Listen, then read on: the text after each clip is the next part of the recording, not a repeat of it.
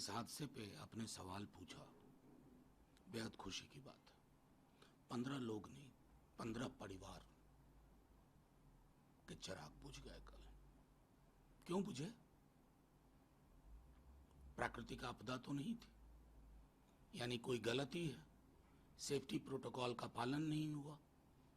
और खबरें क्या बनाई जा रही हैं कि मुख्यमंत्री ने अपने तमाम कार्यक्रम कैंसिल कर दिए। शर्म आनी चाहिए। कहां पहुंचा के रख दिया हमने इस देश को। हादसा होता है, मौतें होती हैं, मुआवजे की घोषणा संभवतः प्रधानमंत्री जी ने भी की, लेकिन ये लोग कौन है? आंकड़ा। रसूखदार लोग नहीं थे, आंकड़ा है, नंबर। ये नंबर, इसको मुआवजा मिला, इनके परिवार पे क्या बीत रही होगी कोई बात नहीं, क्योंकि ये आपदा में नहीं, बाढ़ में नहीं मौत हुई है, अचानक भूस्खलन नहीं हुआ। जो कुछ है वो मैन मेड। और जब तक अकाउंटेबिलिटी फिक्सिंग का, जो कि इस देश से बिल्कुल गायब सा हो गया है, किसी का इस्तीफा नहीं होता है, किसी से सवाल नहीं पूछा जाता है। हमारे रक्षा मंत्री जो आज के हैं, जब वो गृह मंत्री हुआ करते थे तो वो कहते थे कि हमारी सरकार में इस्तीफा नहीं होता।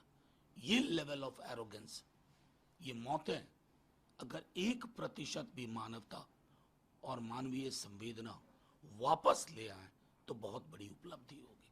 मनोज सर, मुख्यमंत्री ने जांच के आदेश दिए, लेकिन क्या लगता है कि जांच पूरी तरीके से नहीं, आप हमको बताइए।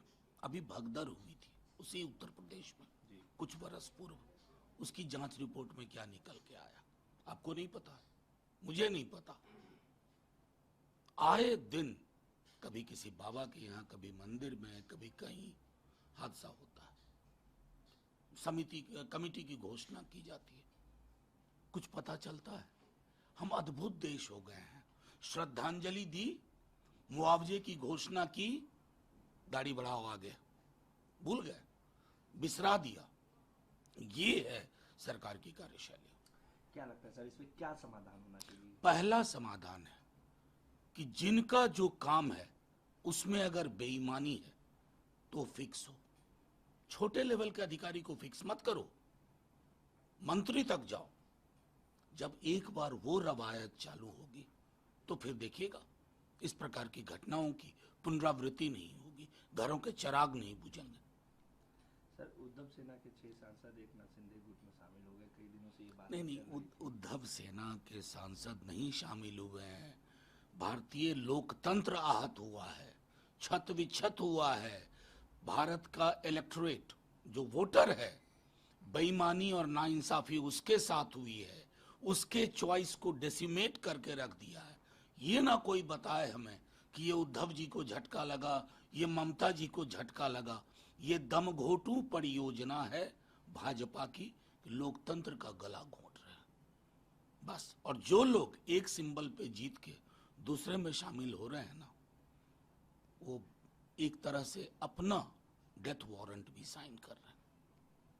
सर, राम मंदिर दान घोटाले के आरोपों की जांच तेज हो गई है। चढ़ावे के रूप में प्राप्त नकदी, सोना और आभूषण को गायब को लेकर अब सबकी नजर एसआईटी जांच, ट्रस्ट की सफाई और हाईकोर्ट में चल रही सुनवाई पर। 6 महीने बाद बात करेंगे, कुछ नहीं होगा तब तक, मैं आपसे बता रहा हूं। अभी ये खबर बनानी थी उन्हें, एसआईटी जांच हो रही है, त्वरित जांच हो रही है। कोई नहीं पूछेगा कि राम भक्ति के नाम पर अपने राम के साथ भी धोखेबाजी कर ली।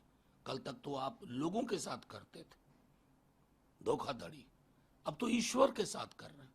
अब तो कोई ये भी नहीं कह सकता कि ईश्वर को साक्षी रख करके, साहब आप तो उनको भी अगर आप चीट कर सकते हो तो आप क्या, आपके लिए कहीं कोई सीमा नहीं है। सर, पश्चिम बंगाल सरकार ने 1 लाख सरकारी नौकरियों का किया है ऐलान। लगातार वादे हो रहे हैं। मैं देखिए, मैं तो प्रधानमंत्री जी को सुन चुका हूं ना, 13 से 14 में 2 करोड़ नौकरी प्रतिवर्ष की बात कर रहे थे, और उसका अंजाम हमने देख लिया। हासिल क्या हुआ? बाद में खुद अमित शाह जी ने, तब वो पार्टी अध्यक्ष थे, उन्होंने कहा ये जुमला होता है, चुनाव के समय में फेंका जाता है। तो मेरी उम्मीद होगी ये जुमला साबित ना हो।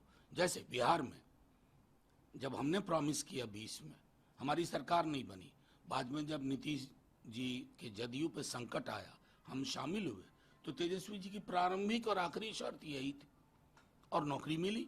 आज भी उस स्केल की नौकरी नहीं मिली है उसके पश्चात। तो हमें उम्मीद होगी कि थोड़ा पड़ोस के राज्य में जो उस कार्यकाल में तेजस्वी जी ने किया, शुभेंदु जी वो करें। सर बिहार में भी तो वादे किए गए थे 5 साल में 1 करोड़ रोजगार, अभी तक तो ये तो बिहार के लोग भी न सोच रहे होंगे, ये तो छल का चुनाव था ना, कपट का चुनाव था, तंत्र का चुनाव था, षड्यंत्र का चुनाव था। 2 लाख रुपए वादे किए गए थे महिलाओं को, कहा गया था कि 10,000 पहली किस्त है, 1,90,000 तो बकाया है सरकार पर, और सरकार आकंठ डूबी हुई है, खजाना खाली है, पेंशन और सैलरी नहीं मिल रही है कर्मचारियों को, शिक्षकों को। तो ये तो बिहार सरकार का प्रमाण पत्र है, उस प्रमाण पत्र को सीने पे, माथे पे चिपका के सबको घूमना चाहिए। मनोज सर, आपने खजाना खाली का जिक्र किया तो मैं उस पर एक सवाल ले लेता हूँ। सरकार कहती है कि कोई खजाना खाली नहीं है, आरजेडी तेजस्वी यादव और उनके नेता सिर्फ और सिर्फ सरकार को बदनाम। मैं एक उदाहरण दे सकता था, मेरे पिता बीमार है, पेंशनधारी है, 3 महीने से पेंशन नहीं आई है, कहिए एफिडेविट पे दूं, एफिडेविट पे लिख दूं, भागलपुर विश्वविद्यालय 4 महीने से न सैलरी न पेंशन। क्यों झूठ बोलते हैं, ये सच है, अपने रिकॉर्ड्स चेक करें। लेकिन कहते हैं कि आंकड़े आप लोग गलत पेश करते हैं। तो मैं तो आपका आंकड़ा आपको जिंदा दे रहा हूं, आपके ऑन कैमरा